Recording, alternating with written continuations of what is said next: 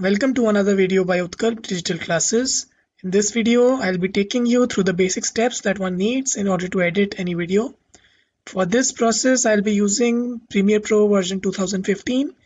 So first of all, you need to open Premiere Pro. I've already opened it here. So when you open it, it will open to a welcome screen. You can close this if you want to.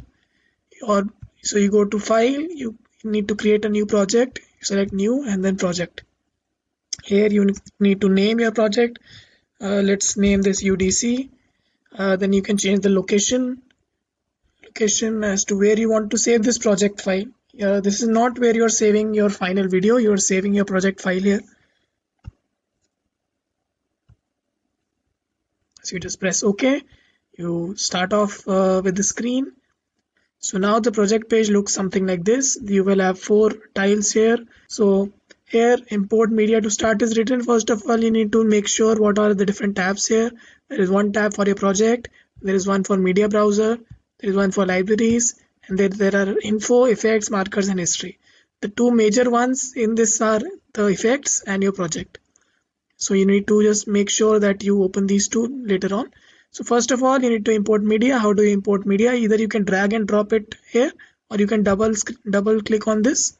When you double click, you'll basically search through your computer for the media, and then you will select them. So I'll just select all these files that I have here. So these can be audio files, video files, or images. So once you've selected all these, here they'll show up on this panel on the left side. They'll show up here. Okay. Whatever you select here, if you double click on this, it will start to show up here. Okay, if you double click on this audio file, you can see that it's an audio, okay, with all the waveforms. Similarly, this is also a picture, and this is a video. So when you play this is a video in itself. These are the different kinds of things that you can have. Now, in order to edit your video, what you need to do is you need to basically put something on your timeline. So this section is known as your timeline. These are different tools that you will be using.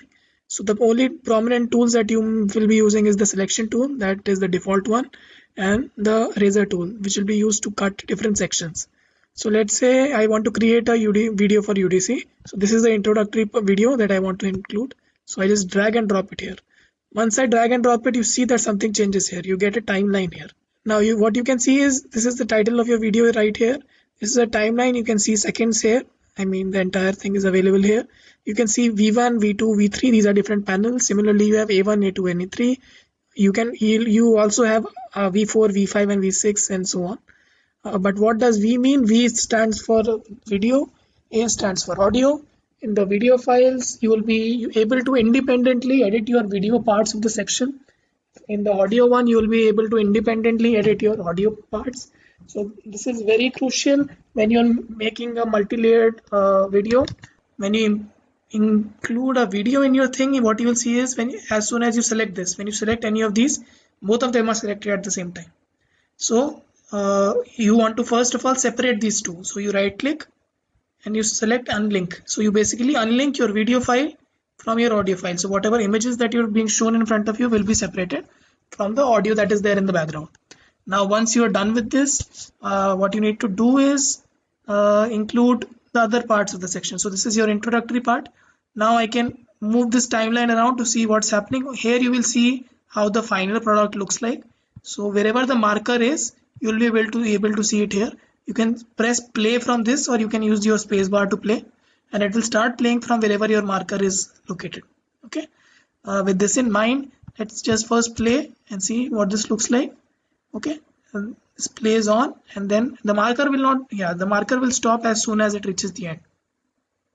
With this in mind, let's start by including a picture on this. So I'll go here, and then my first approach is, what if I want to include another picture on this, or if I want to include text on this. What I mean by that is, I have this slogan here. Okay, but I want to have a picture pop up here for a while. Let's say if I want a robot to pop up. So there is a picture of a robot. I select this and I drag it and place it on V2. Okay, I can select this V2 thing, and I can basically shorten the length as to shorten the time in which it will show up. So if I play it here, what do I see? I see that the robot comes in whenever this thing is in the timeline and then it goes out. Okay, so this is one of the things. I can similarly add an audio file to A2.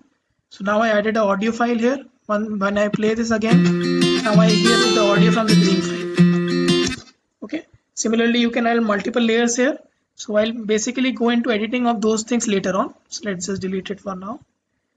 Let's start with the basic things. You have this audio and video file. Now I want to create a video. So what do? I go and I select my video file. I've included a video here as well. So this is the video I included, and I keep it on this, keep it and attach it to this one. When you attach it, you see that there is this marker in between them. Okay, you can zoom in, I can zoom in and show, and let's see how this looks like. Now I play this thing, you can see the introductory video comes and then that video for the thing starts. Okay, this is in essence what you need to do. So you can basically keep as many audio or video files one after the other, and they will play in a sequence. So this is how you create a sequence here. Now to the most important part of this series or this video is this razor tool. So you select this razor tool. What you do is, let me zoom in. Yeah, also you can basically increase the size of these as well, so you can see them properly, because in order to see the audio properly, you need to just do this, expand it a little from here or from here, and then you can see all the waveforms that are there. Okay, so let's say I start off with this. Okay, I stop here and I don't want this section in my video. Okay, so what I do is I cut it here, and I don't want this much segment. I can cut this thing, I can go and select, and I can remove this segment from the video. So I just removed this, I can move it back here and join it here. What does that do? Nothing. Now that section is gone. Okay, you can save it by pressing Ctrl S. Okay, now similarly you can make as many cuts as possible. It depends totally on you. You can first of all let me unlink these. If I don't want an audio section to be there, I can just simply cut a small audio section and remove it. Sometimes you may find that there are fumbles in your audio, you can delete those. Okay, and then you can join this again, so it will become one continuous series. Now what I want to talk to you about is how do you, so here you can basically at the end you can reduce the size or increase the size as in the duration of the video or the image that you're showing. So this is where my image is right now, and I want more than one image files on there. I mean, your video can be playing, but you can also include more images there. Okay, so what I do is I take an image from here. Let's say I want this image, I drop it to V3. Okay, I increase the size of this. I take this one and I place it right over here. So these will come on only in these time durations. Let's say this is around 20 seconds, this is 35. So it will only come between 20 to 35. Let's see how this plays for us. Okay. Now what do you see? You see that this image that you put up, this goes on top of all the other images that are there. Okay, this can work for you if you want it to be like this. Sometimes what we want is we want all the images to show, but we want them to situate them at different places. So what you need to do here is you need to start editing. Now in order to edit something, what you need to do is you need to know that there are two places that you can edit them from. First one is this series here, where you can select something known as the effects, and you can have audio effects, video effects, audio transitions and video transitions.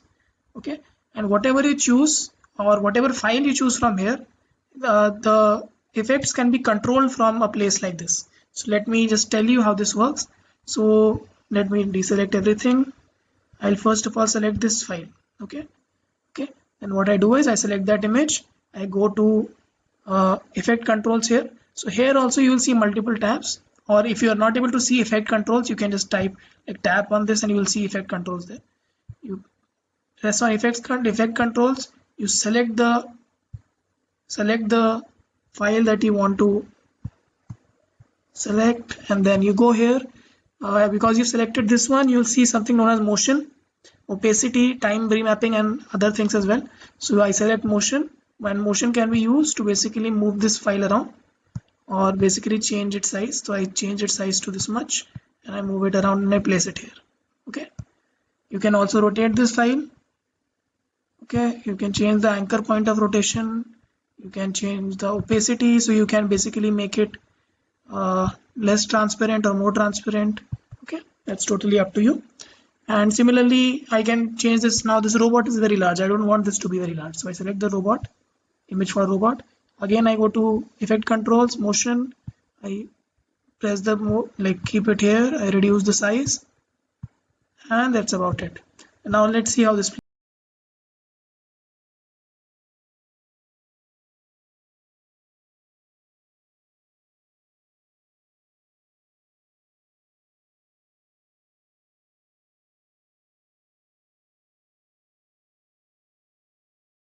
So there can be different effects.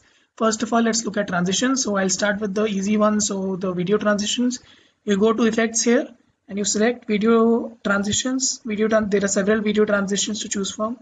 Let's see, I choose zoom and I choose cross zoom. So what you need to do is you need to press on it and you need to drag it to any of these transition points. So these are the transition points in your system.